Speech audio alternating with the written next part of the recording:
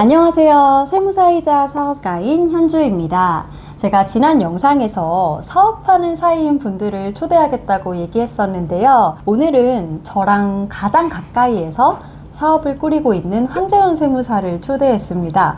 안녕하세요. 네, 안녕하세요. 저는 김현주 세무사와 지금 4년째 같이 라움 세무회계를 운영하고 있는 황재훈 세무사입니다. 오늘의 주제는 동업입니다. 원수가 되려면 동업하라는 이런 우스갯소리가 있잖아요. 저희는 다행히 지금까지는 별 탈 없이 잘 지내고 있는데요. 어떤 식으로 동업을 하는지 얘기를 해드리려고 해요. 저희가 어떻게 동업을 하게 됐는지부터 얘기를 하면 좋을 것 같아요. 저랑 어떻게 만나셨나요?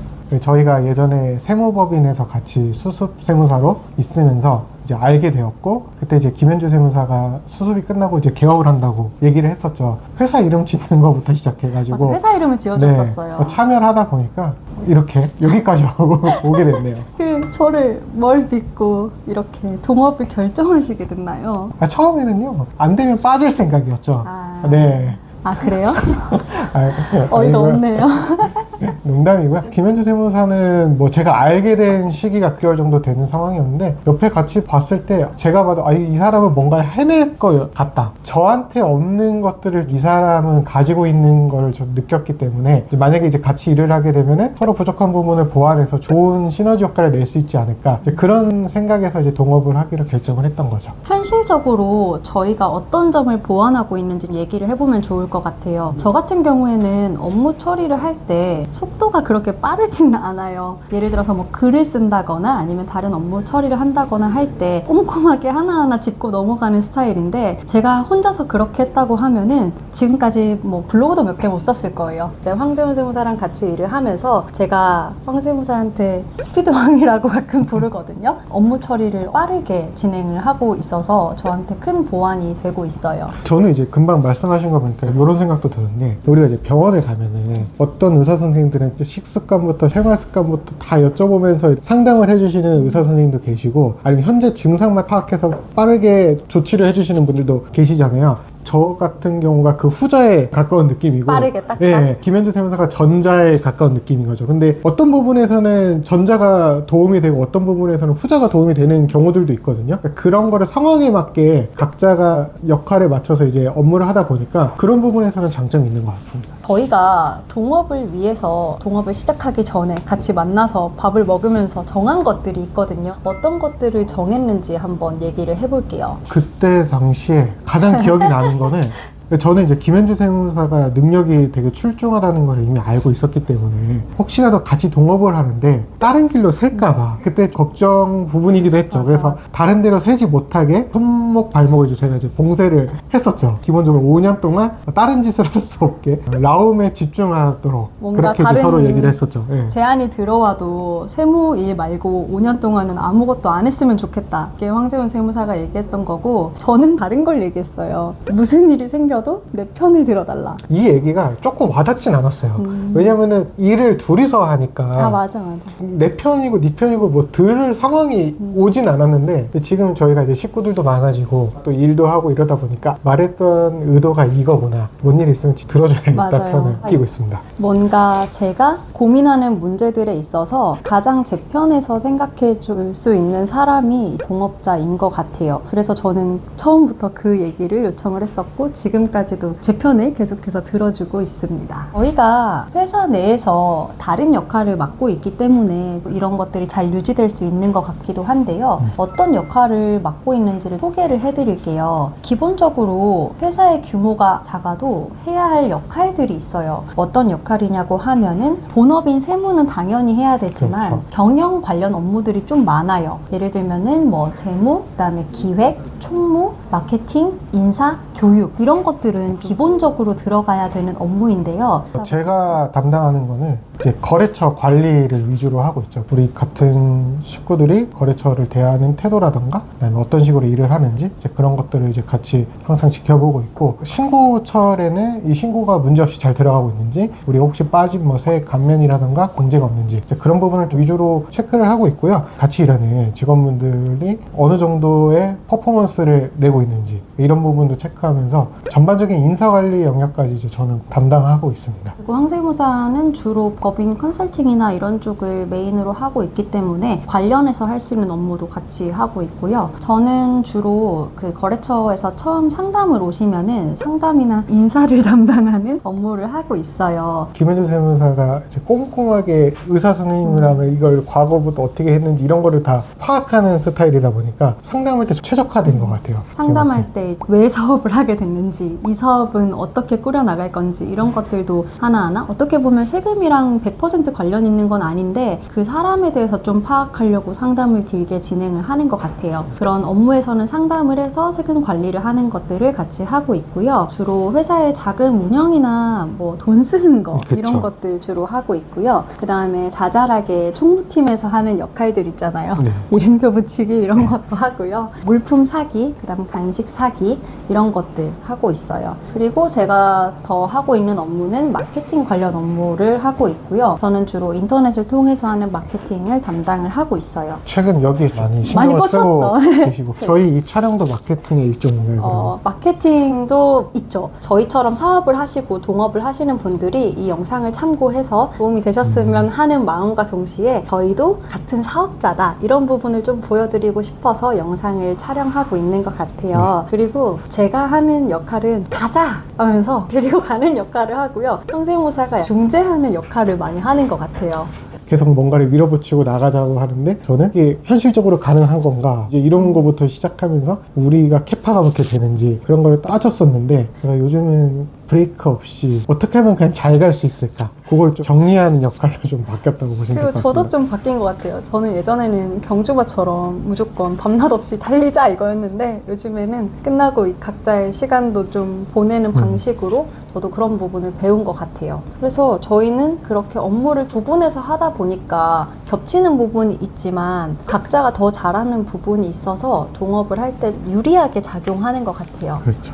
아무래도 같이 일을 하다 보면은 친구도 그렇고 그쵸. 같이 일하는 사람도 그렇고 의견 충돌이 아예 없을 수는 없어요. 저희가 의견 충돌을 해결하는 방식에 대해서도 얘기를 해보려고 하는데요. 저는 바로 얘기하는 스타일이에요. 네.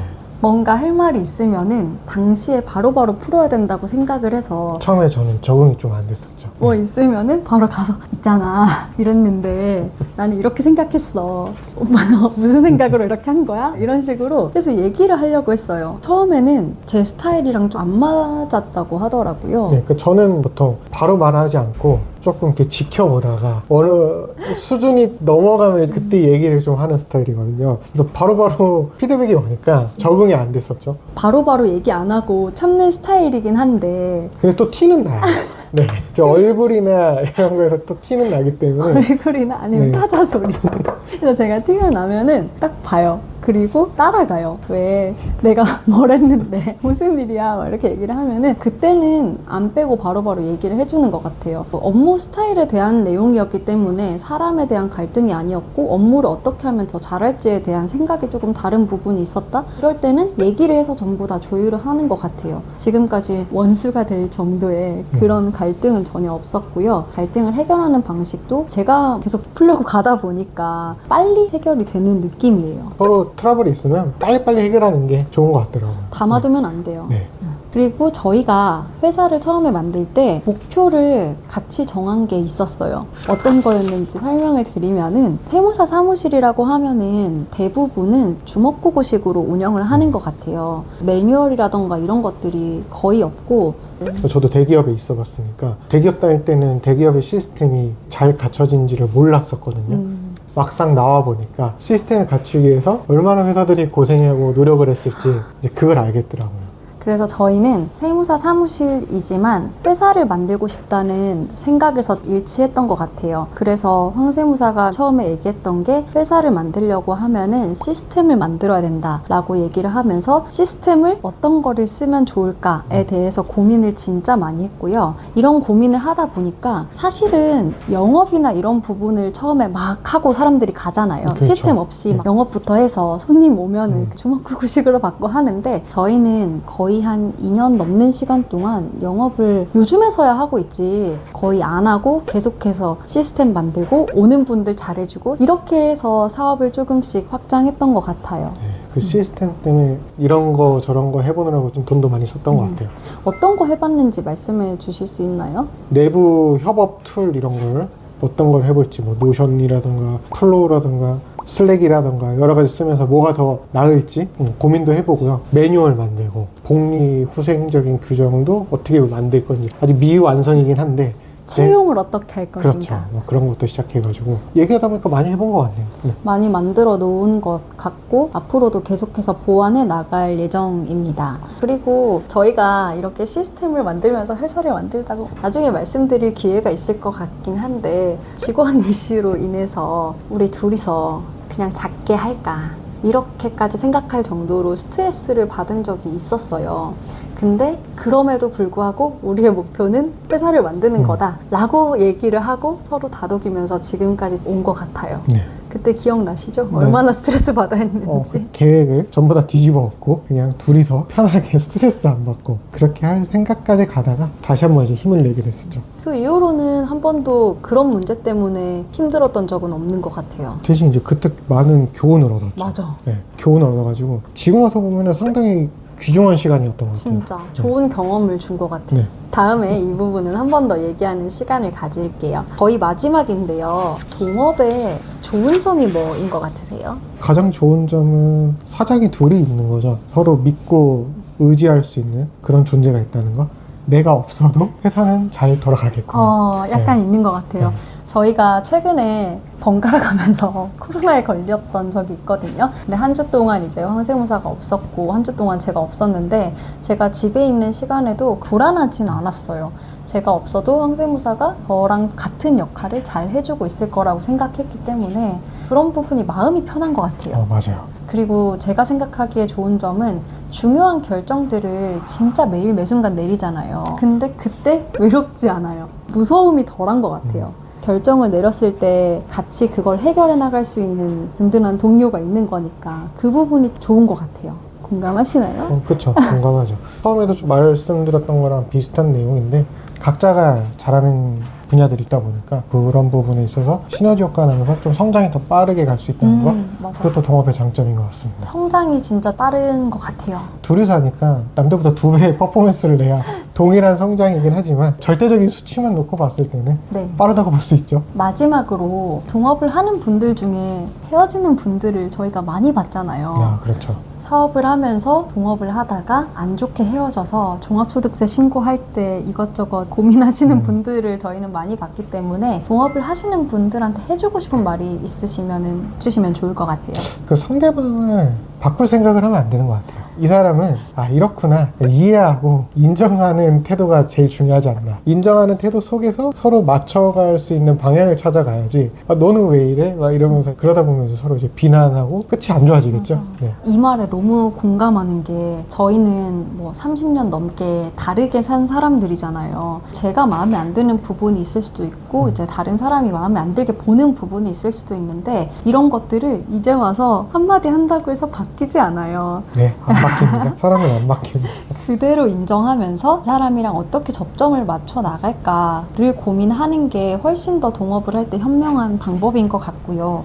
이 동업의 가장 중요한 게 어떻게 보면은 돈이기도 하잖아요. 그렇죠. 그런 부분에 있어서 나는 열심히 하는데 왜 너는 안 해? 이런 생각을 하지 않도록 열심히 해야 되는 것 같아요. 중요한 거죠. 그러니까 만약에 똑같이 수익을 배분하기로 했는데 한 사람이 놀고 있으면 나머지 한 사람이 당연히 불만이 생길 수밖에 없으니까 같이 열심히 해야 되는 거죠. 같이 열심히 해나가시면서 수익 같은 것도 투명하게 정산하시고 그 사람을 있는 그대로 인정하기만 하면은 동업도 잘 해나가시는데 문제 없으실 것 같아요. 저희도 같이 일한 지 4년 차 정도 됐는데도 이렇게 문제 없이 잘 지내는 거 보면은 10년 뒤에도 같이 하고 있지 않을까 싶기는 한데요. 그건 또 10년 뒤에 영상으로 같이 한번 남겨볼게요. 혹시 네. 마지막으로 하실 말씀이 있으실까요? 저도 처음에 동업을 시작할 때 주변에서 동업은 하지 마라 이런 얘기를 많이 들었거든요. 지금까지 했을 때는 장점도 참 많은 것 같아요. 그래서 여러분들도 혹시 동업을 생각하신다고 하시면 결정을 신중하게 하시되, 만약 결정이 났다 그러면 상대방을 꼭 있는 그대로 받아들이시고 함께 잘 헤쳐나가셨으면 좋겠습니다.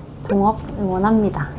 오늘은 황재현 세무사랑 같이 동업에 대해서 얘기해봤는데요. 혹시 동업과 관련해 궁금한 점이 있으시면 아래 댓글로 남겨주시면 됩니다. 저희는 여기서 영상을 끝낼 거고요. 네, 지금까지 황재훈 세무사 김현주 세무사입니다. 안녕.